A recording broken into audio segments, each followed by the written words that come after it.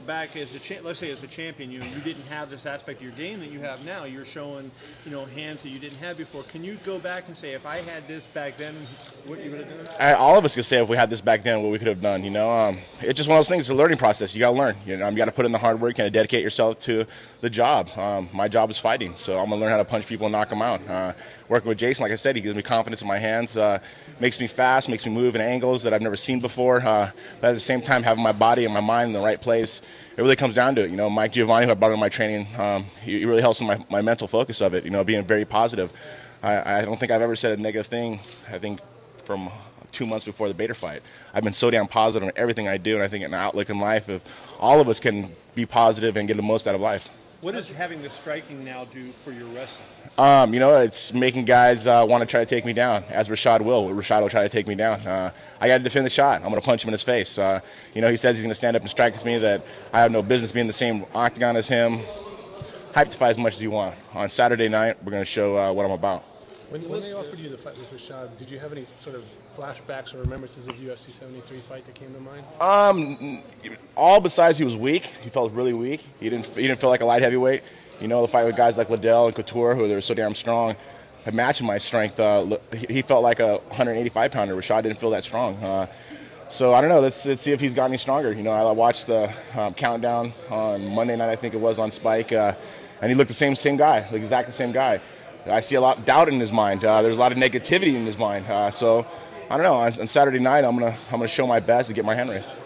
You look leaner than you have in a long time. Is that by design?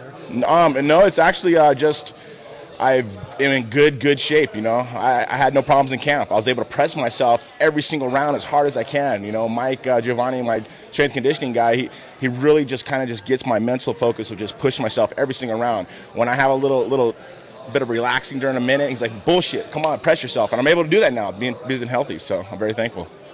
I was destined for great things, man. I just, I got to work hard. I got to believe in myself. My camp that's around me that's pushed me to this level. I just got to believe in myself, God put us on this earth for only a certain amount of time, and let's take advantage of it, as humans. And I'm taking advantage of it. Every day I work, if it's not in my gym, it's in my business. If it's not in my business, it's with my family. I just try to just work as hard as possible I can and be the most of this life, to showing people that you could become anything you want to, as long as you believe in it. I think I was reading too much of the negativity, the negativity from Dana, the negativity from the fans, and I started believing them. Why? I don't need to believe that, man. I started switching around. I got a new camp with me, and the guys were just so damn positive, and I was like, you know what? I fulfill myself with such negativity. Why? Let's do positive and see what I get out of it. And then it just one thing after another, man.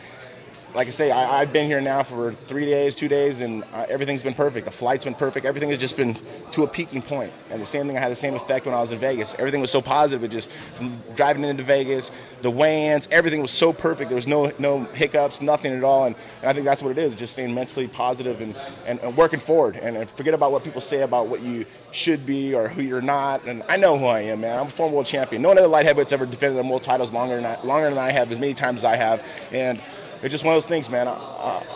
In my mind, I know I'm one of the greatest. Maybe other people don't think that, but in my mind, I know I'm one of the greatest. I've done so much in this business of MMA and business-wise, in promotion, in fighting, everything, man. And as you said, people pay attention to just my fight or my crash. Well, I guess I'm just that big of a celebrity in this sport, man. It's just the hard work that I put into it, and I expect out of it because I put so much into it. Tito, I know your health was the big issue, but do you think that you cost yourself a little bit by focusing on the feud with Dana so much, as opposed to, you were distracted from what the goal was in the past? I believe so. My problem is I stay small to keep it all. I don't have no management. I do everything myself. And the negotiations with me and Dana go back and forth. They're very heartbroken because of we came here when none of us were anybody, and I'm fighting for my family. I'm fighting for myself. When it comes to the fight game inside the cage, I'm fighting for my fans. And when it's business-wise, I'm a businessman. I understand it. I understand what a contract's about. I understand the loopholes and the ins and outs of the contracts because I've been doing it for so long. And maybe that was kind of the hard things that came between me and Dana. There's a lot of people in my ears who tell me what I deserve, what I should get, and I think I should have respected them, Dana and Lorenzo, a little more of trusting them. And when you're a kid who's hustled his whole life and has really got to where I am today by the hustle, you kind of don't trust many people. My whole life, I didn't even trust my parents. I didn't trust many people at all. And just one of those things you got to build trust, and I've got that, and I think the respect value is there again. So I'm just trying to slowly but surely build that bridge across between me and Zuffa, Dana, and Lorenzo, and get back in the shoes where I used to be, because I miss them, man. I miss Dana, I miss Lorenzo, hanging out with them and having a good time. I got love for them, man, because if it wasn't for them, I wouldn't be where I am today. You said earlier that you sense some negativity and doubt from Rashad. What is it about? What have you seen that makes you think that? You know, I think the first question is he's not with Jackson's camp, and he has a lot of hatred towards that. And you watch, like I said, the Countdown show on Spike, and you see him. He's saying, "Oh, the hell with Johnny Bones Jones," and just saying negative stuff, and he fulfills himself. And I don't know, he's a psychology major, so I don't know. I think he's doing a little self-doubt himself, and just read into it, man. Watch the way he presents himself when he comes in and does his training, and you guys will see. I see it. I mean, I did psychology 101 in college. I understand a person's feedback and how they react to questions and how they react to things, and you guys will see. 4 years between fights, what's the biggest changes he's made since then? What's the biggest changes you've made since then? Biggest changes he's made since then is, his wrestling skills, of course. His level change has been great. I've been watching it over and over again. Myself is being healthy. Not having any more back problems, not having the injuries that, it's kind of funny because for once I was home for this camp. Actually, second time. Bader fight, I was at home for my camp. Usually I go up to Big Bear, and training is so damn hard. I mean, just getting in out of bed, I remember just moaning and groaning, going, oh my God, what am I doing?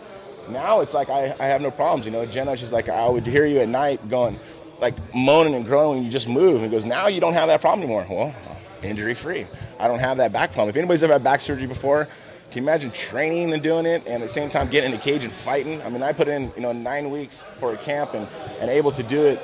It's one of those things that I'm thankful. I know Dr. William Smith, the surgeon who did my surgery, I'm very thankful for what he's done because I'm back in the cage and fighting at 100%. Can you explain what happened? I think it was 69 in Houston where you and Rashad shoved each other and stuff. And that seemed like it went from a fight to made it into a feud almost. And I don't remember really what happened at that point. Before I was being respectful towards Rashad, I didn't say much about him. Then all of a sudden he opened his mouth and suppressed, just saying some very rude things, very disrespectful things to him. And I just stepped to his face and I said, you know what, watch what you say about me, man. I paved the way for you guys to come up in UFC, so watch what you say to me. And he's like, oh, I don't give a shit what you say. And he started trying to punk me. And I got a little angry and I shoved him. I felt like I was shoving a girl, and it was what it was, man. It built, and like I say, for this fight, I don't need to talk shit about him. My name will sell the fight. I'm just thankful to be competing at the level I am. I'm very, very thankful, and like I say, man, I'm ready, man. I'm ready to compete. And whatever happened before, that was a long time ago. Now he's a different monster. He said, in the was it Unleashed show, or not Unleashed, but the hype up for the fight, the countdown, that it felt like he had 3 gorillas on him. Well, shit, now he's gonna have 12 gorillas on him. It's gonna be a big, big difference. And I know he's gonna have his eyes open for sure. Now, speaking of pioneers, Dan Henderson's a free agent.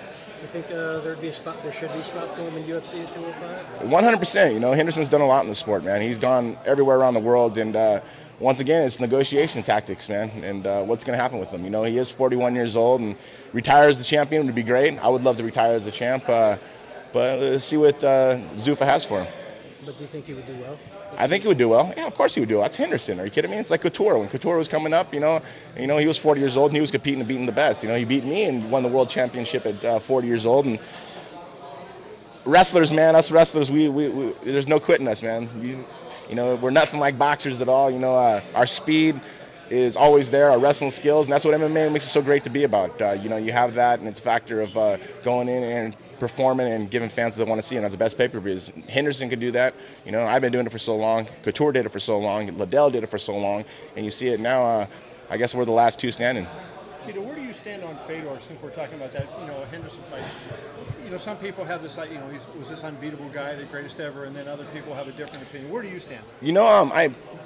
Fedor, he's done great things in the sport. I don't think he's one of the greatest heavyweights in the world ever. I think Pride did an awesome job marketing the guy to make him look untouchable. He came and he fought in the cage and he got destroyed. He fought against guys who weren't even contenders and got destroyed. In Japan, there's a difference because they don't have drug tests. They don't do the thing at the level that UFC does. And if you're going to fight in UFC and Strikeforce, you're going to fight clean. And I'm not saying someone did anything or anything like that, but the proof is in the pudding, man. It shows how guys fight. And you look at all the other guys who came from Pride and came to UFC, they get stomped out. Foot speed will be the difference, of course. You know, I got 2.5 weeks to prepare for this fight. I took a week off right after the fight, but one of those things, I'm ready. I'm in great shape, and I'm ready to fight. Has Rashad had a long enough layoff to really kind of slow him down? And I think so. I'm going to press this hard. I'm going to press him as hard as I possibly can and try to get the most out of this. You know, he thinks he's going to come in and just destroy me, and I hope he thinks like that, because all of a sudden the first and second round, when I'm still in his face punching him, he's going to go, holy shit. Tito's stronger than he was the last time. Tito's a lot faster than he was the last time. He's a lot harder to take down than he was the first time. And like I say, it's one of those things, man. I just got to go up and show what I'm about, and it's fighting. Do you think ring rust is a factor, especially with this camp issues and stuff like that? Ring rust is always a factor. You know, camp, when you change camps, it makes a big difference, because those guys don't know how to press you the hardest, like the right way. Maybe they press you too hard and you get too much overtrained. There's so many aspects of it, having a new camp, that it kind of changes things up. You know, when I worked with my guys, it fed into it because I wasn't overtraining. You know, the guys I had prior, I was overtraining maybe a little bit because I tried to get the most out of it. We were cramming so much in a short amount of time because of injuries. Well, now I don't have those injuries. Now we're able to spread the camp out through a long period of time and getting the most out of it, and really peak to the right timing, and this weekend's the right timing. To retire after you win the title? That would be nice. That would be nice to retire after winning the title. I'm not even thinking about retirement right now, though, man. I'm 36 years old. I just turned 36. Got to understand, Liddell reigned as champion for a while when he was 36 years old. Couture reigned as a champion for many years when he was 36 years old.